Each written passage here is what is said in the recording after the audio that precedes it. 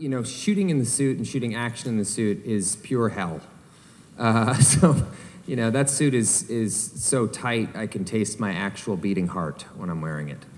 You know, it's something that you just kind of get used to, and you know, the first couple of times I was in it, I sort of freaked out. I felt claustrophobic. I thought, you know, I'm trapped in this mask. In order to get the mask off, I actually need another person to help me take the mask off. I can't get it off myself. So, you know, you have all these paranoid, scary thoughts that go through your head. What if I throw up in the mask? Or, you know, what if something terrible happens on set where I need to suddenly get the mask off and I can't? So, you know, you have all those thoughts, but then after a while, you just kind of settle into it. Usually the worst thing is a new suit.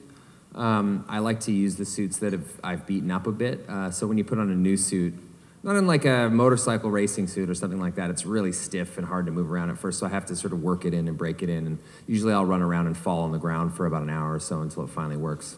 I'm a hologram. I'm actually sitting comfortably in New York City right now.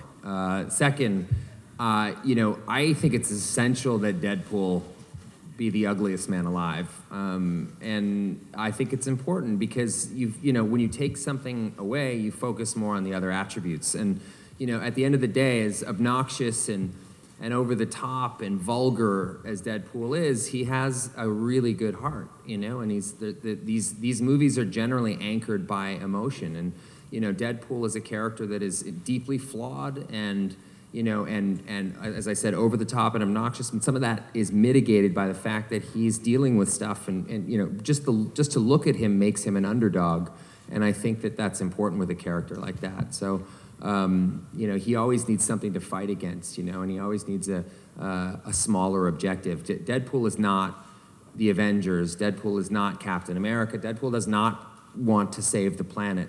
He's just too sort of myopic and selfish for that. Deadpool wants to save a kid in this movie. He wants this one thing that he needs to do, and I like that his objectives are smaller. I like that, you know, he doesn't see so far into the future that he thinks about the big picture. He can only think about the moment because in his heart, he's a 15-year-old boy. He's impetuous and impatient, and these are virtues that I happen to love about him.